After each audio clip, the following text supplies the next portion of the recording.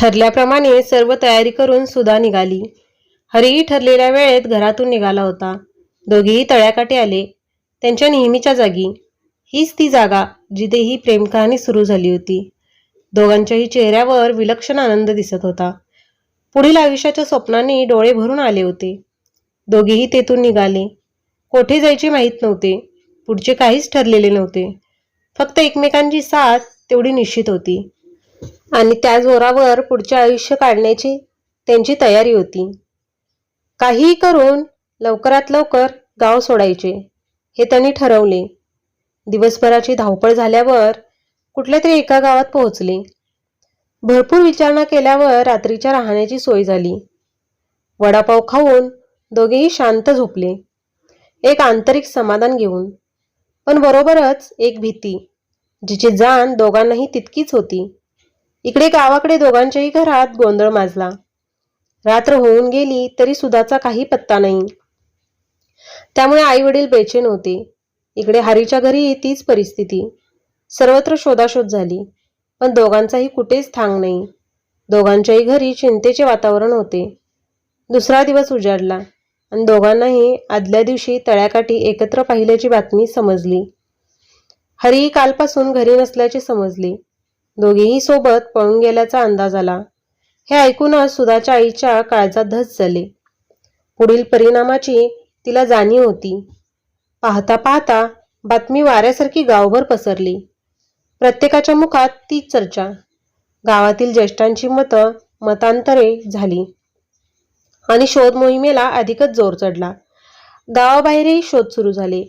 दिवसांमागून दिवस जाऊ लागले तरी काही शोध लागेना. इकडे हरी आणि सुधा यांनी आपल्या नवीन आयुष्याला सुरुवात केली होती.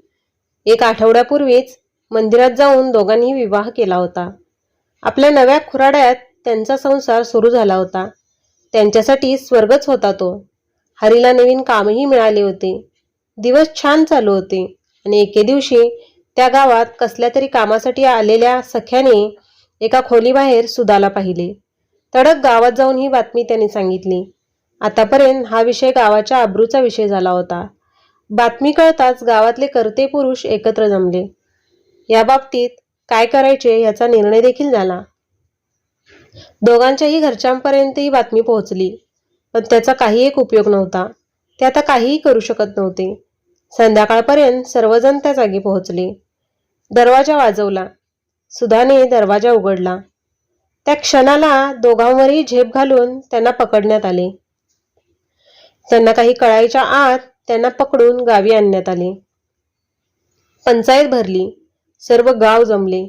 निर्णयही झाला. त्यासाठी जास्ती वेळ दवडण्याची त्यांना जरूरत वाटली नाही. संपूर्ण गावासमोर दोघांनाही फासावर लटकवण्याची शिक्षा ठोठावण्यात आली होती. कुठलाही विचार न करता दोन व्यक्तींच्या आयुष्याचा निकाल लावून ही मंडळी मोकळी झाली होती. दोघांच्याही घरचे हे सर्व शांतपणे पाहत होते. सुधाच्या आईचे काळीज आतून तुटत होते, पण काही बोलण्याची हिंमत नव्हती. बोलून उपयोगही नव्हता. ऐकणार कोणी नव्हतं. थोड्याच वेळात शिक्षेची तयारी करण्यात आली. सुधा आणि हरी शांत होते. कसला आक्रोश नाही की कसले दुःख नाही. डोळ्यात आसू नाहीत की चेहऱ्यावर कसली चिंता नाही. दोघेही एकमेकांकडे स्मित हास्य करत बघत होते. बघता बघता त्या दोन जीवांचा अंत करण्यात आला आणि सारा गाव फक्त बघत राहिला. इतके निर्घुण कृत्य केल्यावरही त्या मंडळींच्या चेहऱ्यावर आपण काही वाईट केल्याची पुसटशीही भावना नव्हती, पण आपण काहीतरी पराक्रम केल्याचा भाव धडधडीत दिसत होता. आपल्या स्वप्नांच्या विश्वात वावरणाऱ्या, जगाची पर्वा नसणाऱ्या दोघांचा इथे अंत झाला होता. काय चूक होती दोघांची? प्रेम केलेही नाही. त्याहूनही गंभीर गुन्हा त्यांनी केला होता, आपल्या जातीबाहेर प्रेम करण्याचा. जात भारतीय समाजाला लागलेला एक कलंक, ज्याचा वापर गल्लीपासून दिल्लीपर्यंत जीवनाच्या प्रत्येक क्षेत्रात जमेल त्या प्रकारे आणि अत्यंत सहजपणे केला जातो. काय आहे ही जात म्हणजे? चातुर्वर्ण्य व्यवस्थेच्या संमिश्रणातून अवतरलेला एक विचित्र प्रकार, ज्याने काळाच्या ओघात भारतीय समाज मनावर इतका प्रभाव दाखवला की त्यातून बाहेर पडण्याचे साहस करणाऱ्यास त्या त्या काळात समाजाने सहजतेने दडपून टाकले. ह्याचे इतके अवडंबर केले गेले की लोकांच्या जीवनावरही ही व्यवस्था आजही निर्विवादपणे राज्य करत आहे. इतकी वर्षे उलटून गेल्यावरही समाजावर तिचा पगडा पाहता या व्यवस्थेची पाळेमुळे समाजात किती खोलवर रुतलेली आहेत याचा प्रत्यय येतो. उत्तर प्रदेश, मध्य प्रदेश, बिहार, महाराष्ट्र यांसारख्या राज्यामध्ये तर सर्रास या व्यवस्थेचे स्तोम मजलेले आहे. आज तागायत या व्यवस्थेने किती बळी घेतले आहेत याची गणती काळाकडेही नसेल. यात आता हरी आणि सुधा यांचाही समावेश झाला होता.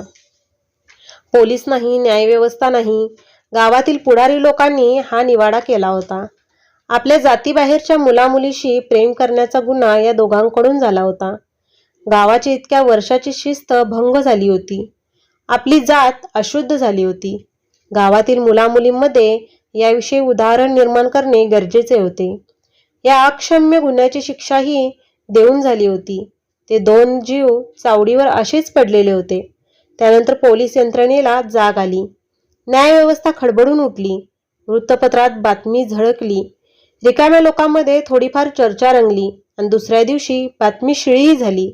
वृत्तपत्रे बिनकामाची झाली, पडद्याआड गेली आणि ते दोघेही. कथा आवडल्यास चॅनलला सबस्क्राईब करा.